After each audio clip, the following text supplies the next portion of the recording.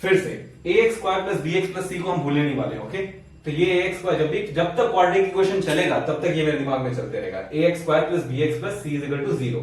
अब देखो यहां पे क्या है, 4√6x²। वेरी गुड, डायरेक्ट मुझे पता चल रहा है ये 4 कैसे लिख दिया, राइट। 4√6x², ठीक है। नाउ प्लस बी एक्स, तो बी की जगह मैं लिखता हूं प्लस बी, क्या है ये -13x है, -13x।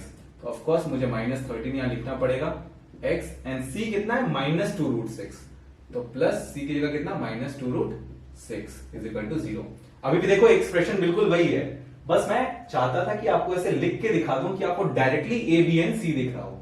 तो आपको ए दिख रहा होगा कितना है 4√6, बी कितना है -13, सी कितना है -2√6।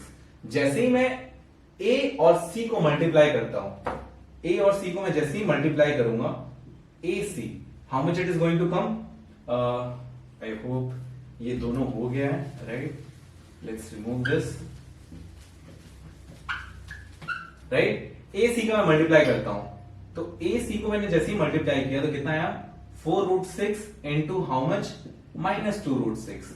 आप मल्टीप्लाई करोगे 4 को 2 के साथ तो कितना आया 8, √6 इंटू √6 करोगे तो कितना आएगा 6, तो 8 6 48, -48, ठीक है, -48 आया। अब -48 के मुझे दो फैक्टर्स चूज करने हैं जो 13 दे, राइट।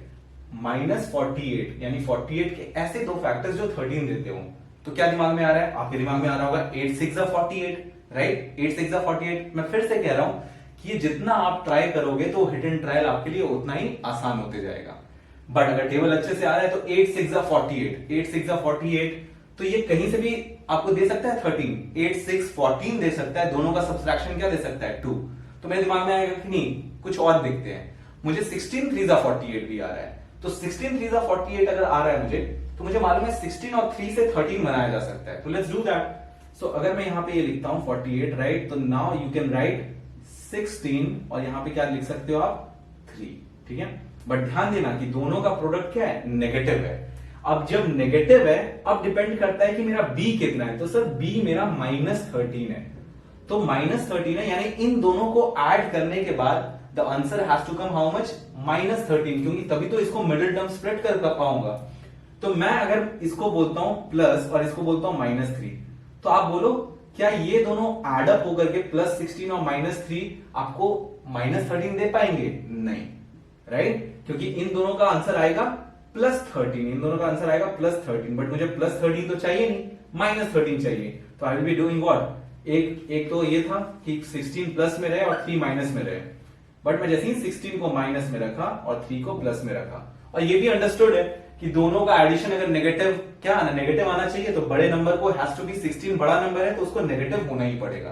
तो -16 एंड +3 इन दोनों को जब आप ऐड करोगे तो आपको क्या मिलेगा -13, राइट, -13 जब ऐड करते हैं। तो बस आपको वो दोनों फैक्टर्स मिल गए, दोनों पेयर मिल गए, दोनों को आगे x लगा दो। अब बस मिडिल टर्म स्प्लिट करो, तो 4√6x² -13x को लिखा जा सकता है -16x + 3x -2√6 is equal to 0। Now it depends कि कैसे अब हम कॉमन ले रहे हैं, ठीक है। तो अगर इन दोनों में से कॉमन लूं मैं, तो मैं लिख सकता हूं 4√2x, राइट। जैसे ही मैंने 4√2x लिया तो पहले वाले में क्या बचा रह गया, देखो 4√6 है ना, तो 4√2 इंटू √3, राइट, 4√2 इंटू √3 आपका आ गया। तो आप क्या लिख सकते हो √3x। अब मुझे 16 बनाना है, ठीक है, तो 4√2 क्या आपको किससे मल्टीप्लाई करना पड़ेगा, 16 बनाना है तो -2√2। अब मुझे -16 चाहिए, तो देखो आप 4 2 8 और √2 इंटू √2 कितना हो जाएगा, 8 2 16। आप 4√2 को इससे मल्टीप्लाई करोगे तो कितना हो गया, 4√2 इंटू √3 कितना हो जाएगा, √6x², x इंटू x² हो गया। 4√2x यहां पे किससे, इससे मल्टीप्लाई होगा, तो 4 2 8 एंड √2 क्या बनाएगा 2, तो 8 2 16। और ये आपका क्या है, माइनस है ना, तो of course it has to be not plus, it has to be minus, it has to be minus. तो अब इन दोनों को मैंने क्या लिख दिया, ये लिख दिया। अब इन दोनों में से आप क्या लोगे कॉमन, कुछ कॉमन √3, राइट, दोनों में से कॉमन क्या ले सकते हो √3, क्योंकि मुझे रूट यही वाला टर्म चाहिए, तभी तो आप कॉमन ले पाओगे। तो तो √3x minus 2√2 is equal to 0, right. अब आपने ऐसे लिख लिया। अब आपको मालूम है कि जैसे ही आपने मिडिल टर्म स्प्लिट करके इनको यहां लिखा फिर कॉमन लिया तो दोनों में आपको कॉमन दिख रहा होगा एक ही term, which is how much, √3x minus 2√2। So the first term is having how much, 4√2x।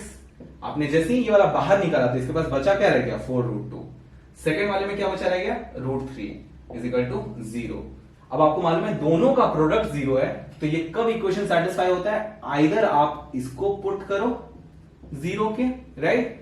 तो आपका आएगा x is equal to how much, 2√2 upon √3 and the second one will be having 4√2x plus √3 is equal to 0, यानी 4√2x is equal to minus √3 and x की value कितनी हो जाएगी, अगर मैं यहां लिखूं, जगह नहीं है, तो it will be minus √3 divided by 4√2। तो एक तो वैल्यू ये हो गई and the second value is this one. So ये दो वैल्यूज हैं x की, कि अगर मैं इस इक्वेशन में पुट कर दूं तो LHS is equal to RHS आ जाएगा। So this is what it is, कि आपको देख के डायरेक्टली पता नहीं चलेगा कि sir this is the value जो आप यहां इसके दो जीरोस होंगे। तो हमेशा फैक्टराइजेशन मेथड में ये मेरा काम रहेगा कि क्या मैं ये वाले टर्म को प्रोडक्ट फॉर्म में लिख सकता हूं। जैसे ही प्रोडक्ट फॉर्म में आपने लिखा तो ये क्या हो गया, एक फैक्टर हमारे पास, this is the first factor and this is the second factor product form में, राइट। 6 को 2 into 3 लिखते हो तो 2 और 3 क्या हो जाता है, उसका फैक्टर हो जाता है। वैसे ही यहां ये दोनों फैक्टर्स हो गए, दोनों का प्रोडक्ट 0, तो ऑफ कोर्स आइदर ये 0 हो सकता है तब सेटिस्फाई हो जाएगा इक्वेशन, तो मैंने 0 से इक्वेट किया तो x की वैल्यू आई, आइदर ये वाला 0, इन दोनों कंडीशन में मेरा इक्वेशन सेटिस्फाई हो रहा होगा।